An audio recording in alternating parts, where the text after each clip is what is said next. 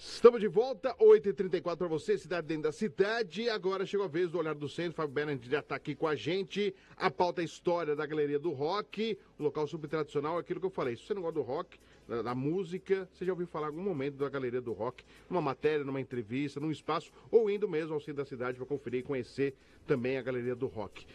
Meu caro Fábio, bom programa aí, Olhar do Centro, bom dia para você. O convidado é todo seu. Bom dia, Fred Júnior. Bom dia a quem nos ouve e nos assiste aqui na Guardiã da Notícia. Um prazer enorme receber o Antônio de Souza Neto, mais conhecido como Toninho da Galeria, um guerreiro do centro de São Paulo. Toninho, vamos começar direto, né? Já são 8h35, quase é isso, 8h34. Toninho, você passou alguns perrengues nessa recuperação da galeria. Conta um pouquinho como foi aquela mudança que houve nos anos 80, anos 90, de perfil da galeria, que deixou de ser um centro de comércio, onde tinha principalmente alfaiates, e passou a ser um maior símbolo da cultura alternativa, não só de São Paulo, como do Brasil inteiro. Bom dia. Bom dia. Bom, uma alegria estar com vocês, né? Contar a história da galeria sempre para mim é um prazer, né? Mas para contar a história da galeria, nós temos que remeter um pouquinho antes do que era São Paulo, antes do prédio ser inaugurado em 1963.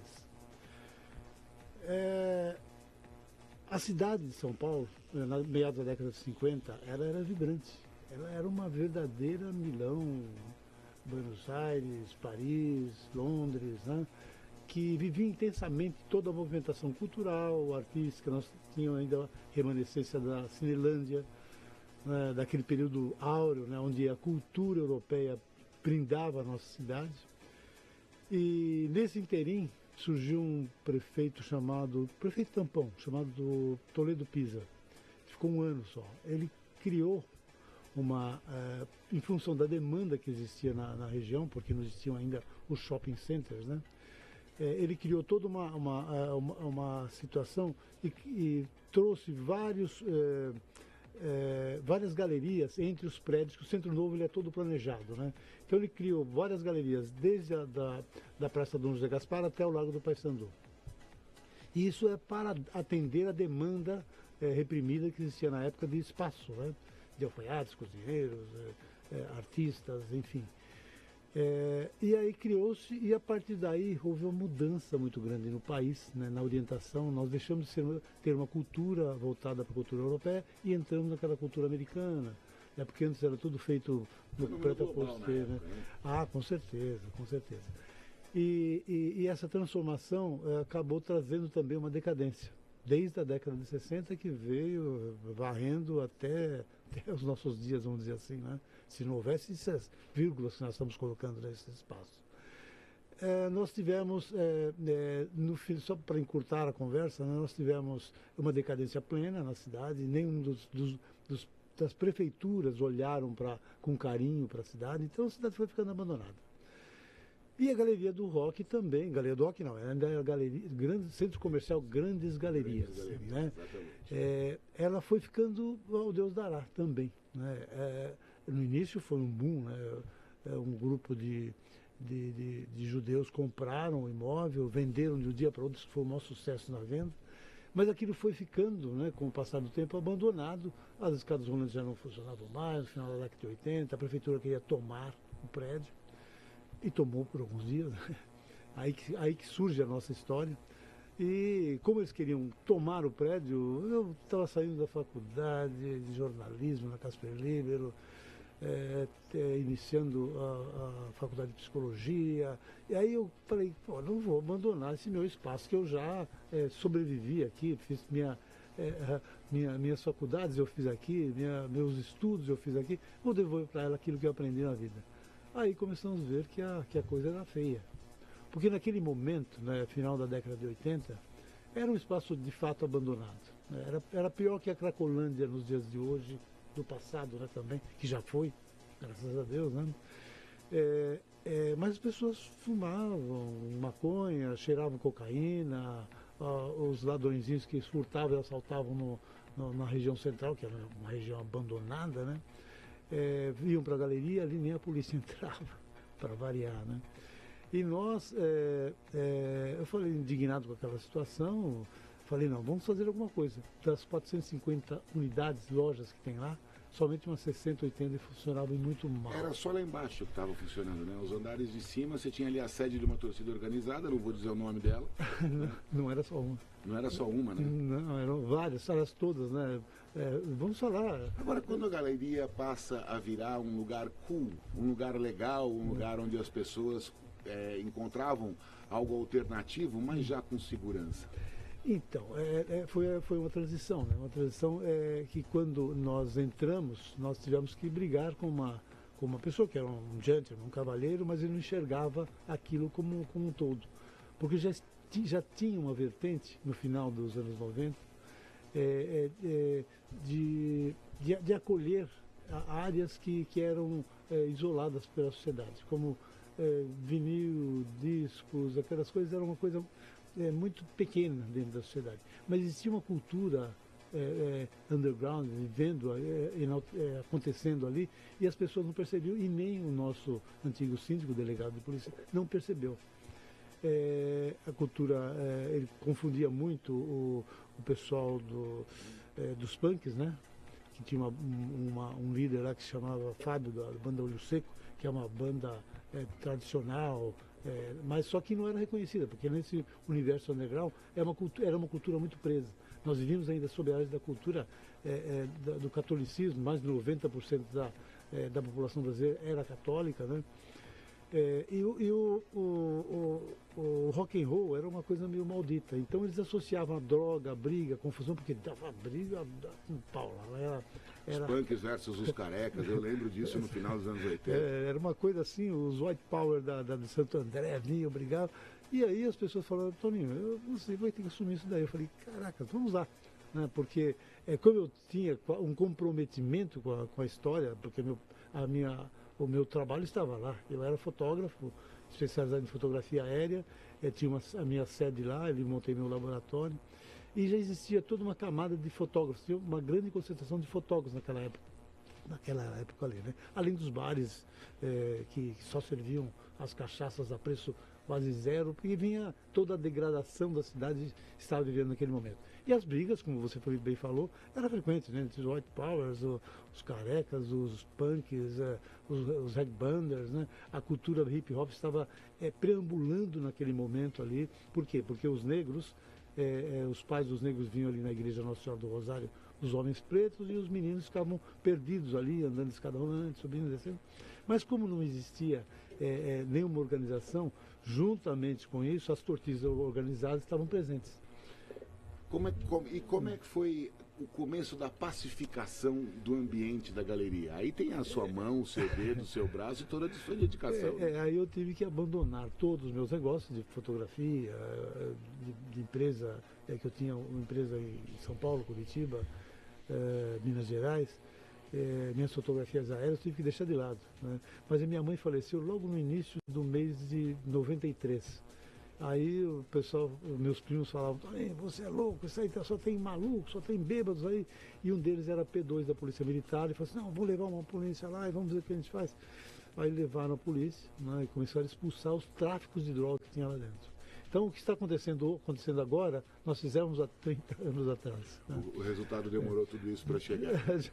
mas lá nós expulsamos antes. Por quê? Nós começamos a colher a cultura underground, que é uma cultura totalmente díspare, né? A sociedade não admitia rock and roll, associava ao rock and roll a droga, a confusão, as brigas. Depois do skate, a mesma coisa, né? Não, um movimento grande na galeria do pessoal do skate. A gênese do skate foi lá na galeria, a gênese da cultura hip hop foi na galeria, a gênese do piercing, tatuagens foi na galeria. Então ela fez várias evoluções simultâneas nesse período todo, onde a nossa grande pegada, né, foi agregar um valor cultural, um espaço meramente cultural que estava plenamente decadente.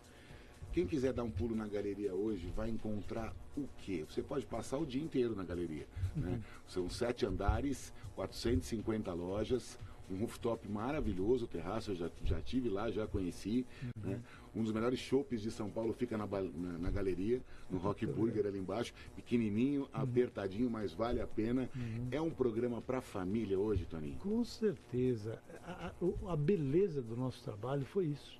agregar um valor cultural a um espaço que era meramente comercial e uma cultura totalmente decadente na época, né? Que nós fizemos uma verdadeira revolução cultural, que nem Mao Tse Tung conseguiu fazer na China, nós fizemos no Brasil, porque fomos enfiando goela dentro dessa gente uma cultura que era totalmente excluída. Naquela época, na origem, tatuagem era coisa de cadeiro, de bandido, de ladrão. Mas as pessoas não têm noção hoje em dia. Mas hoje em dia é muito comum. Mas para nós colocarmos goela dentro das grandes mídias, né, que aquilo era uma cultura, levou um trabalho. Eu tive que participar eu fiquei nos conselhos de segurança durante 10 anos para aproximar da polícia, para poder ajudar a retirar a malandragem que existiam lá, né? Fiquei trabalhando, brigando com a prefeitura, porque ele queria fechar e fechou, falou que ia ficar 6 meses, 1 ano fechado, em 3 dias nós abrimos. Foi isso? Gestão do Maluf. Gestão do Maluf, logo depois eu não e aí nesse preâmbulo, nós conseguimos fazer tanta agitação que acabou virando uma novela, né, que o Bosco Brasil escreveu, baseado no meu trabalho, criou 2 personagens, né? Um era o líder dos lojistas, que brigou para caramba para poder reabrir, para poder não deixar aquilo fechado, porque existia todo o envolvimento cultural já naquele pedaço, naquele momento. E o outro era um personagem que era o síndico, né, que sou eu, que não era tão bonito como eu, claro, é o Antônio Fagundes. Eu brinco com as mulheres, você não está com essa bola toda não. Mas aí levamos, quer dizer, virou uma revolução cultural mesmo, né? Tanto que eu fui a Paris, a convite de uma ONG, para contar da importância cultural dela. Né? Do ponto de vista econômico, fui aos Açores, a convite de uma outra ONG, para falar da importância econômica dela no país, no estado, no Brasil, porque nós geramos milhares de empregos. Né? Por exemplo, tem uma loja que começou lá, Loja Kings, do Igor, ele tem mais de 200 lojas hoje espalhadas pelo Brasil inteiro. A primeira foi lá, né? Primeira loja foi lá. É engraçado porque a gente tem uma audiência muito grande aqui na Guardiã da Notícia, na Grande São Paulo. E muita gente que é de Mogi, que é de Itaquá, não conhece a Galeria do Rock. Uhum. E o centro de São Paulo, agora que começa a se recuperar, deixa de assustar muito as pessoas. Para quem não sabe, gente, é muito fácil chegar na galeria. Desce no metrô São Bento, desce no metrô Anhangabaú, desce no metrô República e pergunta para qualquer ser vivo onde fica a Galeria do Rock. Fica ali no comecinho da Avenida São João, é um passeio realmente maravilhoso. E a gente tem lá várias tribos, né? Tem a tribo do skate, tem a tribo do rock and roll, tem a tribo do reggae, tem a tribo dos colecionadores de discos, de CDs, de LPs. Tem o pessoal da cultura pop, agora com muita força lá, do hip hop. Mas não é só a galeria, né? A galeria acabou virando um centro, um símbolo de um centro bem recuperado. Como é que você enxerga esse movimento do centro voltando a ser ocupado pelas pessoas, as pessoas buscando conhecer o centro, passear no centro, se divertir no centro? Isso é bom para todo mundo, né, Toninho? Com certeza. E ela inferiu diretamente. Na verdade, a galeria surgiu, né? E o Ordini, que é o presidente da Associação Comercial, ele falava sempre na época: essa galeria do rock é um oásis de prosperidade, tudo podre nos externos, e ali a galeria do rock sempre inferindo, sempre trazendo movimento, sempre acontecendo. Quando fecharam, os estacionamentos, os restaurantes ficaram muito bravos, porque caiu o consumo violentamente. Né? O que nós fizemos nesse processo foi inferir nisso. Nós tiramos toda essa energia da galeria e levamos para a rua. E é isso que acabou inferindo, porque nós agimos politicamente, socialmente, antropologicamente, nós inferimos em todos os aspectos sociais. Né? E, na verdade, essas culturas, essa multicultura, ela sempre existiu na nação Galeria do Rock. Ela sempre esteve presente. Para você ter uma ideia, ela inferiu nesse processo de tal maneira que o nosso sonho, sempre maior na galeria, era transferir toda essa força, toda essa energia da galeria para aquela região. Hoje nós vamos criar o Boulevard São João, que será espetacular, né, para a cidade. Estamos criando também, sempre sonhei em criar aquilo, uma espécie de Piccadilly Circus que tem em Londres, né? Ou o Sorro que tem em Londres também, ali no Lago do Paissandu, porque ele tem todo o potencial que morreu, né?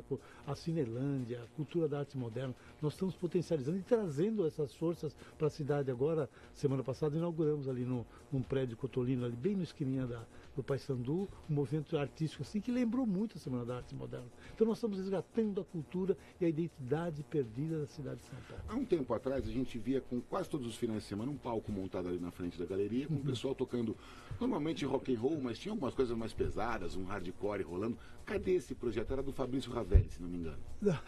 Não, nós fizemos esse trabalho, nós executamos, inferimos e influenciamos tanto nesse projeto que o Serra criou, que são o Semana de Arte, de Cultura, que eles fazem anualmente, esqueço o título agora. Mas nós inferimos diretamente, porque o Zé Mauro veio, entendeu que nós fazíamos aquele trabalho ali no Largo do Paissandu, pontualmente, né? Fazíamos ali na frente da galeria mesmo, mas era metal, e nós sempre tivemos muito metal. A essência do rock and roll é metal, né?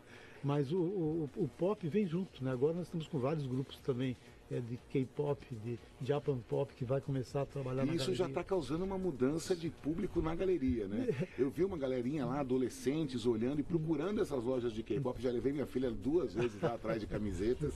Não, mas agora isso aí sempre aconteceu. Desde o início do nosso trabalho sempre aconteceu.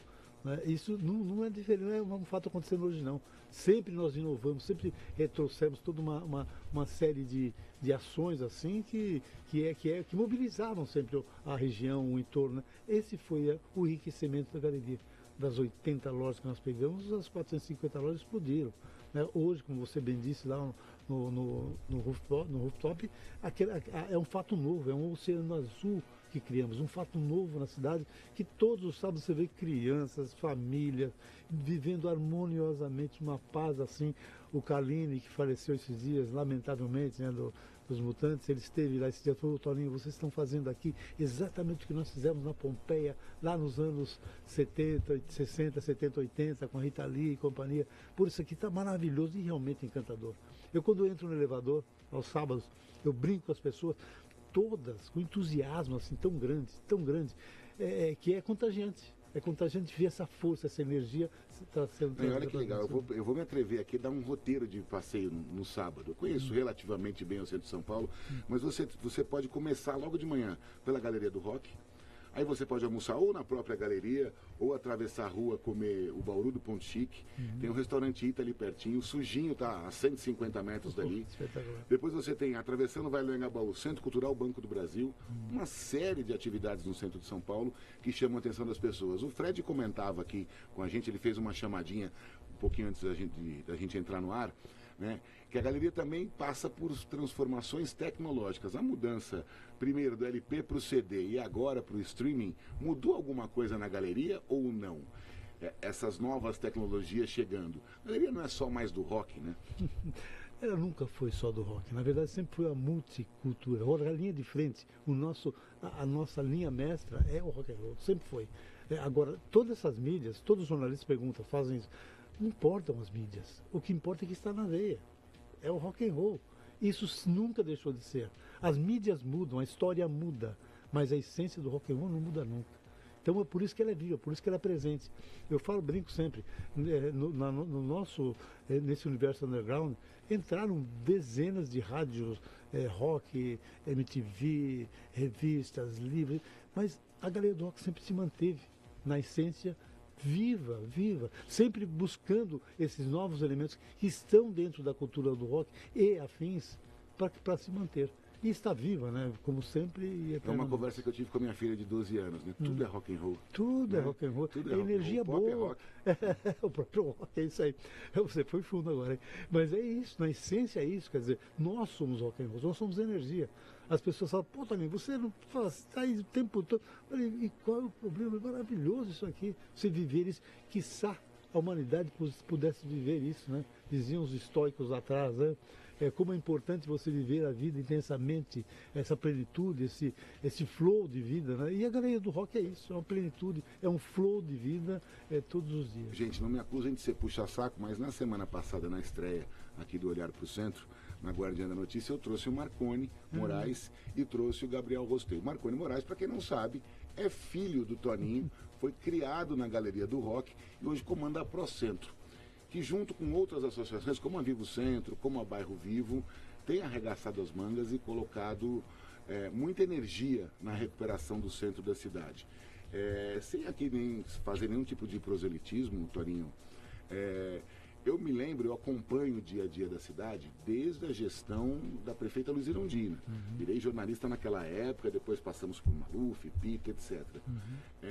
Que nota você dá para a atual visão da prefeitura em relação ao centro da cidade? Ainda falta alguma coisa?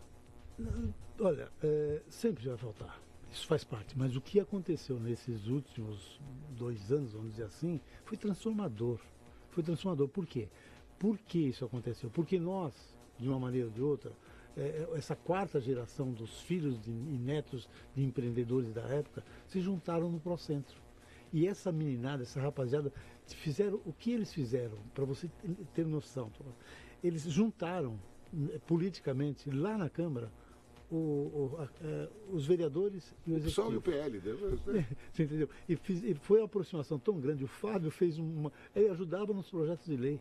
Mas isso foi mágico, porque nós descobrimos quanta gente boa tem nesses governos, quanta gente com vontade de fazer, só que muitas vezes eles ficam amarrados pelo sistema. O sistema é complicado, né? Porque ele amarra, ele não deixa de desenvolver. E nós, enquanto pessoas físicas, enquanto empreendedores, conseguimos juntar essas forças e levar, né, para a municipalidade essa transformação. Aliás, eu aproveito e recomendo, né, a todos, né, que todo, aqui na Paulista também a pessoa tem muito trombadinha na Paulista agora. A população tem que se juntar. A população tem que se unir numa associação, numa entidade e aproximar do poder público e juntos crescer. Quando eu fui a Paris, o coronel Camilo me mandou todo um monte de material de polícia comunitária. Eu descobri o que tinha lá em Puteaux, no lado de Paris. As pessoas organizadas, as pessoas articuladas. E nessa articulação é que você constrói a cidade, nós reconstruindo a cidade, estamos resgatando essa identidade em função de um trabalho de um grupo de pessoas, de empreendedores que pensam coletivamente, pensam no coletivo e agem no coletivo.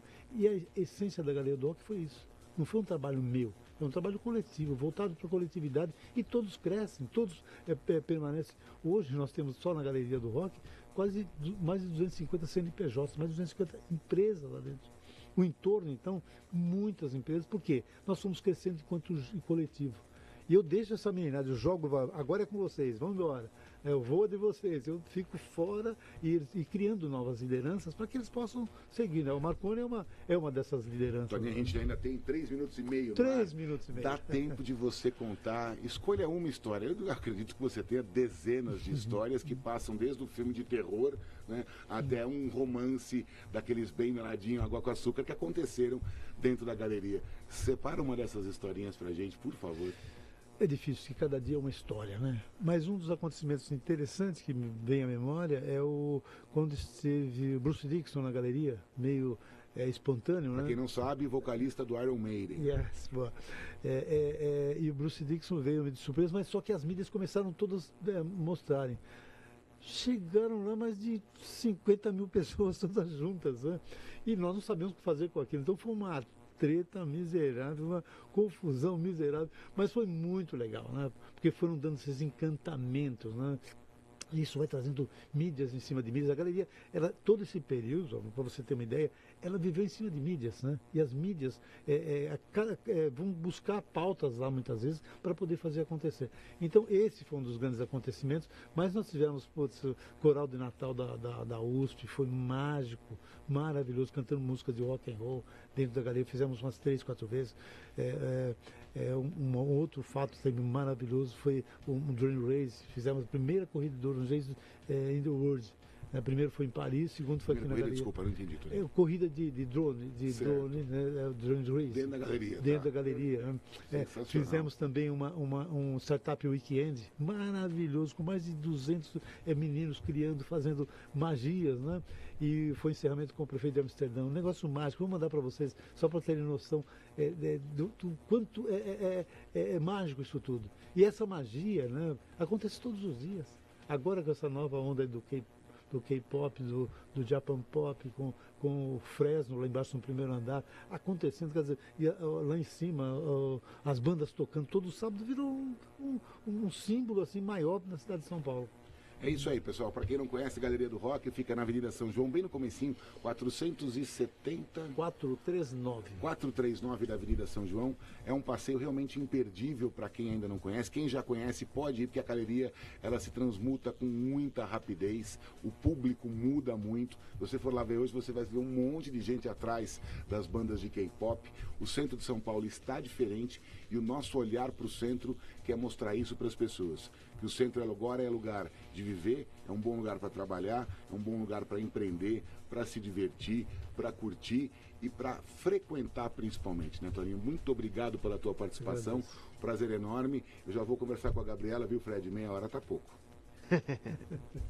Obrigado, gente. Até a semana que vem com mais notícias, informações e vamos falar bem do centro mais uma vez. Um abraço para você, Fred. Obrigado. Valeu, muito obrigado, Fábio. Toninho, prazer conhecê-lo aí pessoalmente, sabendo da história de vê-lo aí trabalhando lá na Galeria do Rock, mas estar mais presente aqui. Parabéns pelo trabalho realizado. E assim colocamos ponto final da edição de hoje, Cidade Dentro da Cidade, dessa segunda-feira, 11 de maio de 2026. Vamos para, claro, na sequência do Alô da Notícia, primeira edição. E, claro, Cidade Dentro da Cidade, voltando nessa terça-feira a partir das 7 da manhã. Ótima semana a todos, um abraço, até lá.